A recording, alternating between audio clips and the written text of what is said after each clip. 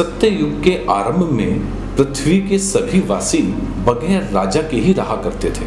किसी पर भी कोई शासन नहीं करता था, परंतु तब तक इस धरती पर अधर्म का पदार्पण नहीं हुआ था। इसीलिए सभी लोग धर्म के ही कार्य यानी हवन, वेदों का पाठ आदि किया करते थे। इसी प्रकार देवता भी इंद्र के ना होने से अपने कार्य को अपनी इच्छा अनुसार ही किया करते थे। यानी तब मनुष्य और देवताओं दोनों के लिए कोई भी नियम नहीं हुआ करते थे।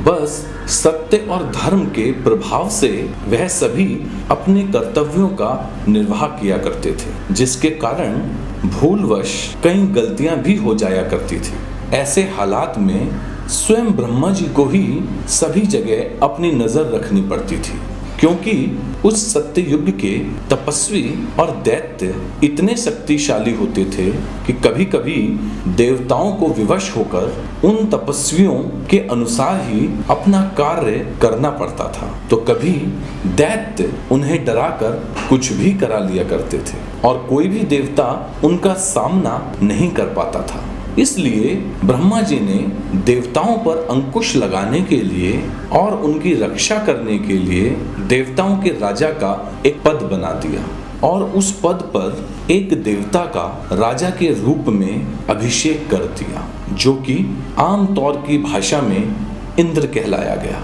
उसके बाद सभी देवता अपने राजा इंद्र के अधीन होकर नियम पूर्वक कार्य करने लगे और तब देवताओं को यदि पृथ्वी का कोई तपस्वी या दैत्य अपनी शक्ति से विवश करना चाहता था तो इंद्र उस तपस्वी और दैत्य से देवताओं की रक्षा करते थे। तब पृथ्वीवासियों ने देखा कि स्वर्ग में देवताओं का एक राजा हो गया है, जिससे सभी देवता ताकतवर भी हो गए हैं।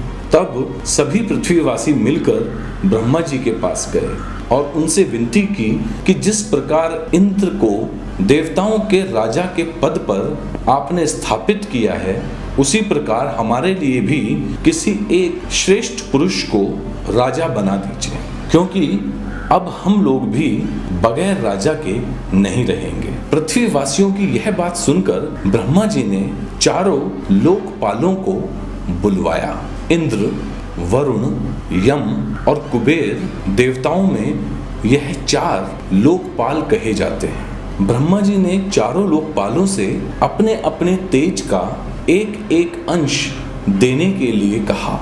तब चारों लोकपालों ने अपने अपने तेज का एक भाग ब्रह्मा जी को दे दिया। उसी समय ब्रह्मा जी को छींक आ गई थी, जिससे एक पुरुष उत्पन्न हुआ था जिसका नाम क्षुप रखा गया था। ब्रह्मा जी ने उस पुरुष क्षुप को ही लोकपालों के दिए हुए तेज से संयुक्त कर दिया। हर राजा में इन चारों लोकपालों के तेज का अंश होता है, इसलिए सभी राजा इंद्र के तेजो भाग से अपने राज्य पर शासन किया करते थे, तो वरुण के तेजो भाग से अपने राज्य की प्रजा का पोषण किया करते थे। कुबेर के तेजो भाग से राजाओं के पास धन संपत्ति की आभा होती है और यम के तेजो भाग से वह राजा प्रजाजनों को उनके अपराध करने पर दंड दिया करते हैं। इसीलिए ही ब्रह्मा जी ने उस पुरुष क्षुप को चारों लोकपालों के तेज से संयुक्त करके इस पृथ्वी का पहला राजा बना दिया था।